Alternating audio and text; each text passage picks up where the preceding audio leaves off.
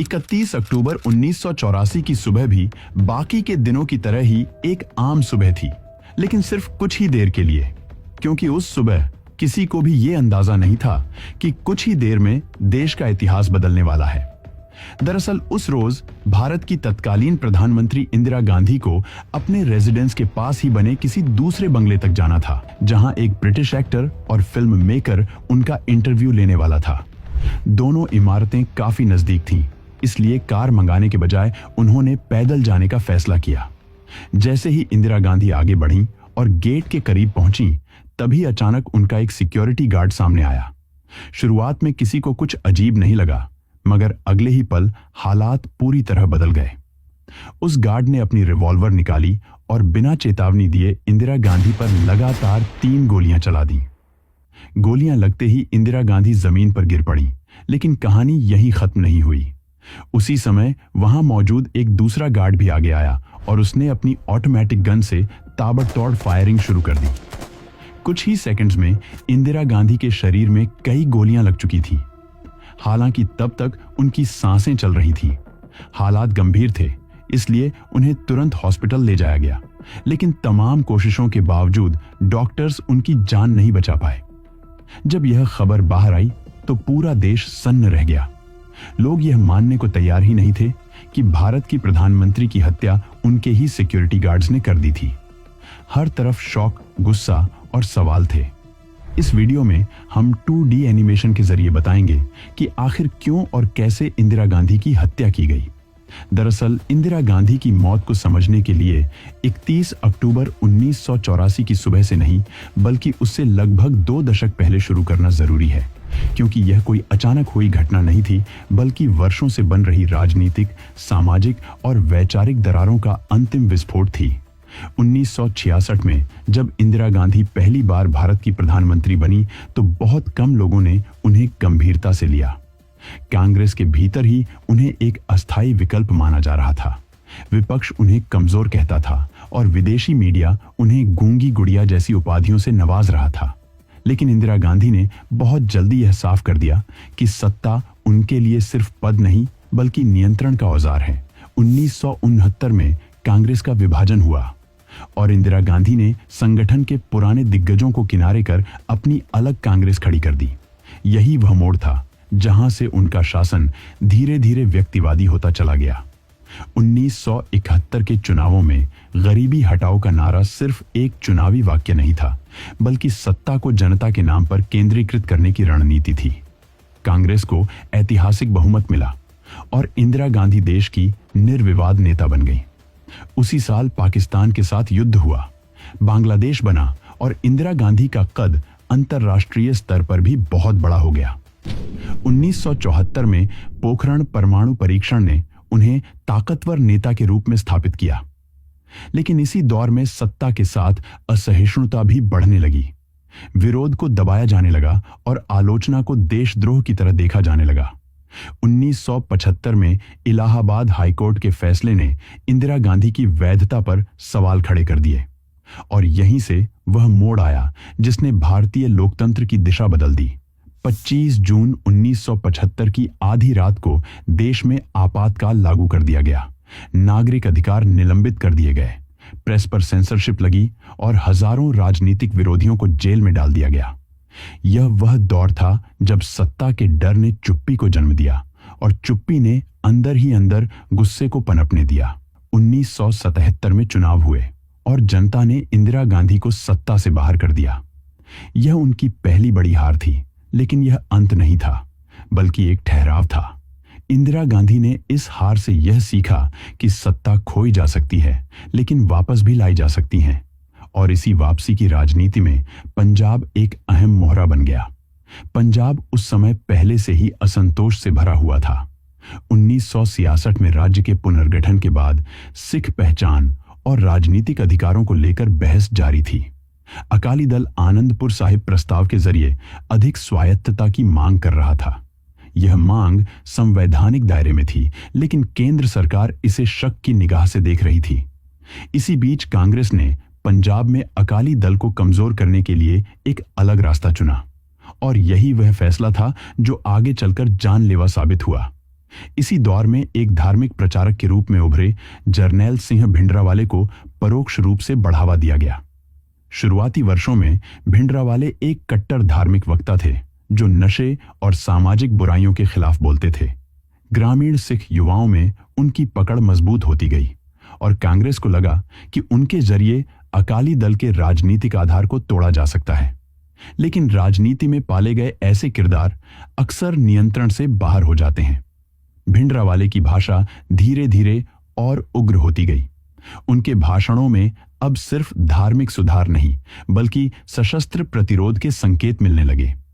1980 में इंदिरा गांधी फिर से सत्ता में लौटी और इसी समय पंजाब में हालात तेजी से बिगड़ने लगे। हत्या, डर और अविश्वास का माहौल बनने लगा।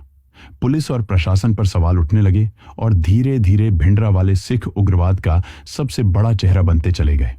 गोल्डन टेम्पल परिसर में उनका प्रभाव बढ़ता गया और हथियारों का जमावड़ा होने लगा। यह अब सिर्फ कानून व्यवस्था का मामला नहीं रहा था बल्कि राज्य की संप्रभुता से जुड़ा प्रश्न बन चुका था। इंदिरा गांधी इस स्थिति को समझ रही थी, लेकिन उनके सामने विकल्प सीमित थे। अगर वह सख्ती करती तो सिख समुदाय में असंतोष बढ़ता और अगर वह नरमी दिखाती तो राज्य कमजोर दिखाई देता। कई दौर की बातचीत, असफल समझौते और राजनीतिक दबावों के बाद स्थिति उस बिंदु पर पहुंच गई जहां कोई भी फैसला नुकसान के बिना संभव नहीं था। और इसी असमंजस, इसी देरी और इसी राजनीतिक गणना के बीच वह चिंगारी सुलगती रही जो आगे चलकर 1984 की आग बनने वाली थी। और जैसे जैसे पंजाब में हालात बिगड़ते गए, दिल्ली में बैठे नीति निर्माताओं के सामने विकल्प कम होते चले गए। 1981 से 1983 के बीच पंजाब में हिंसा की घटनाएं बढ़ीं, पुलिस अधिकारियों की हत्याएं हुईं, राजनीतिक कार्यकर्ताओं को निशाना बनाया गया और आम नागरिकों के मन में डर बैठने लगा। भिंडरावाले अब सिर्फ एक धार्मिक वक्ता नहीं रहे थे बल्कि उनके आसपास सशस्त्र समर्थकों का घेरा बन चुका था। गोल्डन टेम्पल परिसर में उनकी मौजूदगी प्रतीकात्मक नहीं बल्कि रणनीतिक हो चुकी थी। वहां हथियार जमा होने की खबरें खुफिया एजेंसियों तक पहुंच रही थीं। केंद्र सरकार के पास लगातार रिपोर्टें आ रही थीं कि अमृतसर में स्थिति नियंत्रण से बाहर जा रही है। फिर भी इंदिरा गांधी अंतिम फैसला लेने से हिचक रही थी क्योंकि उन्हें यह एहसास था कि स्वर्ण मंदिर पर किसी भी तरह की सैन्य कार्रवाई सिर्फ कानून व्यवस्था का कदम नहीं बल्कि एक धार्मिक और भावनात्मक विस्फोट बन सकती है।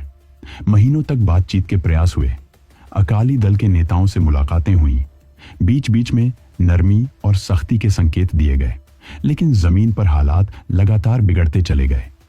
जून 1984 तक आते आते यह स्पष्ट हो चुका था कि भिंडरावाले और उनके समर्थक किसी समझौते के मूड में नहीं हैं और गोल्डन टेम्पल परिसर एक सशस्त्र किले में तब्दील हो चुका है। सेना और खुफिया एजेंसियों का दबाव बढ़ रहा था कि अगर अब भी कार्रवाई नहीं हुई तो स्थिति हाथ से पूरी तरह निकल सकती है और यहीं इंदिरा गांधी के जीवन का वह सबसे कठिन और विवादित निर्णय आकार लेने लगा। जून 1984 की शुरुआत में ऑपरेशन ब्लू स्टार को अंतिम मंजूरी दी गई। यह फैसला बंद कमरे में लिया गया था और बहुत सीमित लोगों को इसकी जानकारी थी। उद्देश्य साफ बताया गया था कि उग्रवादियों को हटाना है, धार्मिक स्थल को नुकसान नहीं पहुंचाना है और आम नागरिकों की जान बचानी है। लेकिन जब सेना ने 3 जून की रात से गोल्डन टेम्पल परिसर को घेरना शुरू किया तो हालात योजना से कहीं अधिक जटिल निकले। मंदिर के भीतर भारी हथियार मौजूद थे। उग्रवादियों ने जवाबी फायरिंग की और सेना को आगे बढ़ने में भारी नुकसान उठाना पड़ा। 5 और 6 जून की रात तक लड़ाई अपने चरम पर पहुंच चुकी थी। गोलियों और धमाकों की आवाजें उस स्थान से आ रही थीं जिसे सिख समुदाय अपनी सबसे पवित्र आस्था मानता है। आखिरकार 7 जून को सेना ने नियंत्रण हासिल कर लिया। भिंडरावाले मारे गए, उग्रवादी ढांचा टूट गया, लेकिन इस सैन्य कार्रवाई की कीमत बहुत भारी थी। अकाल तख्त को गंभीर नुकसान पहुंचा, निर्दोष श्रद्धालुओं की मौत हुई और पूरे सिख समाज के भीतर एक गहरा आघात बैठ गया। सरकार के लिए यह एक आवश्यक सुरक्षा कदम था, लेकिन बहुत से सिखों के लिए यह उनकी धार्मिक पहचान पर हमला था और यहीं से इंदिरा गांधी के प्रति गुस्सा व्यक्तिगत न होकर सामूहिक भाव में बदलने लगा। पंजाब से लेकर देश के अन्य हिस्सों तक असंतोष फैल गया।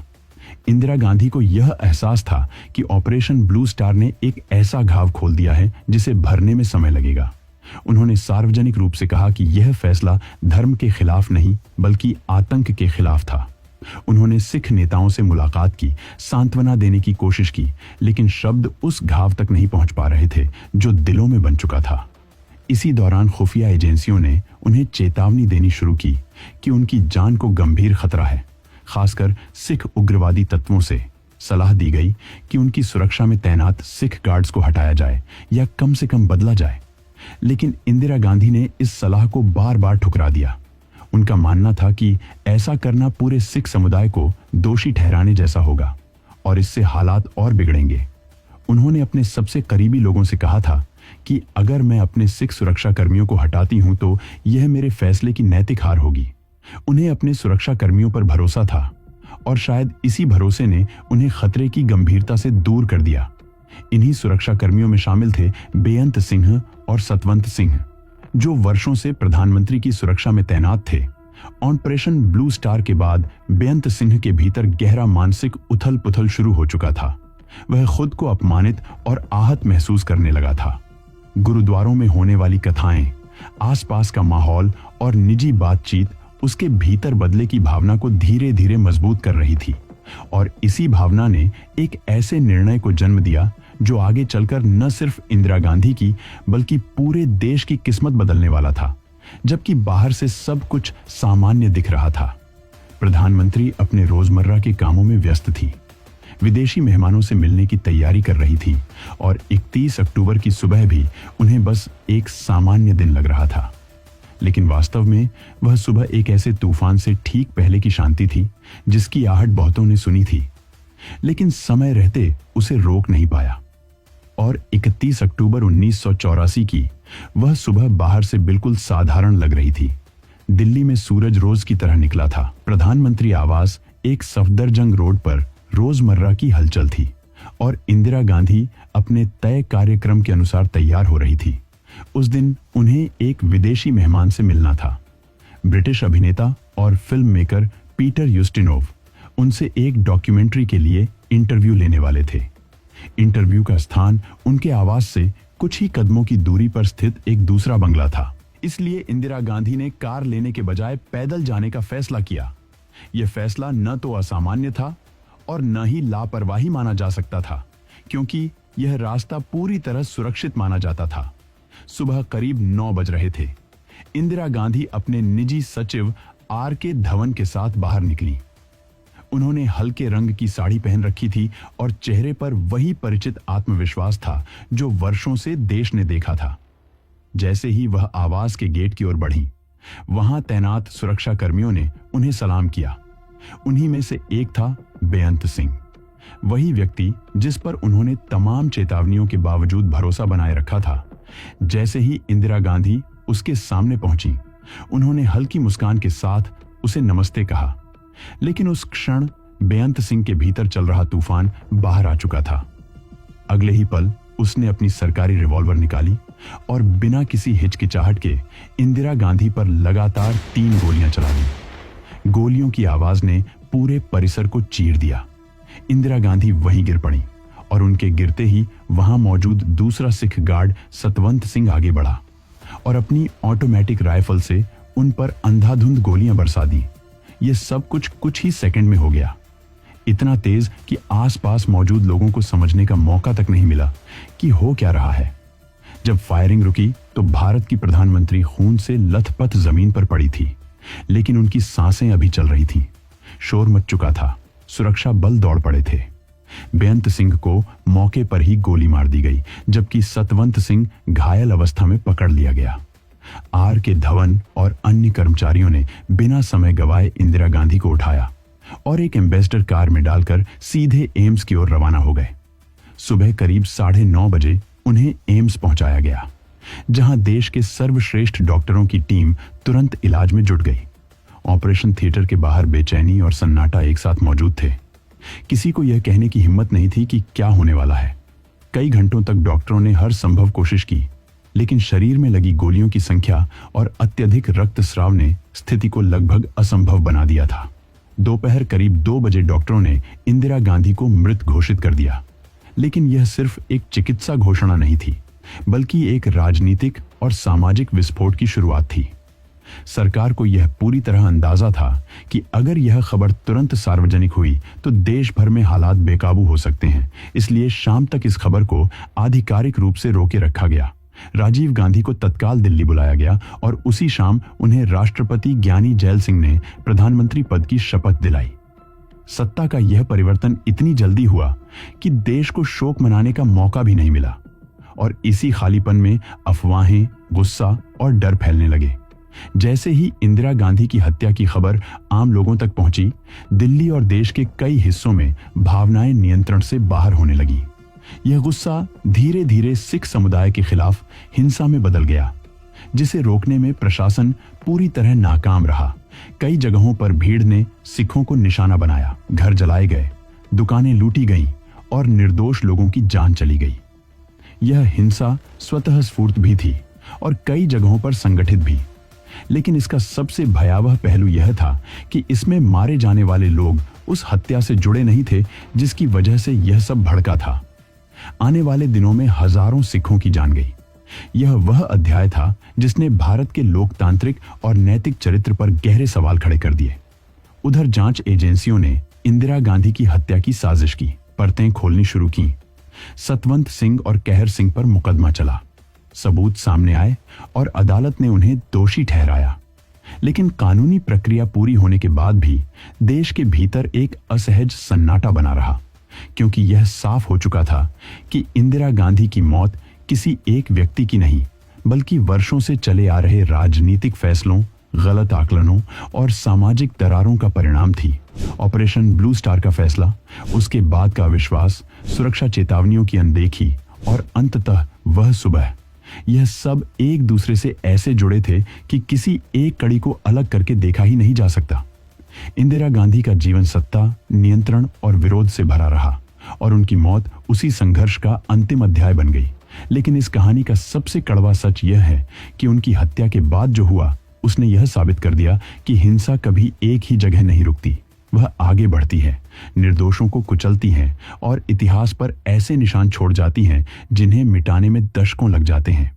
और शायद यही वजह है कि इंदिरा गांधी की मौत को सिर्फ एक हत्या के रूप में नहीं, बल्कि एक चेतावनी के रूप में याद किया जाना चाहिए। एक ऐसी चेतावनी कि जब सत्ता और समाज के बीच संवाद टूट जाता है तो उसकी कीमत सिर्फ नेता नहीं, बल्कि पूरा देश चुकाता है।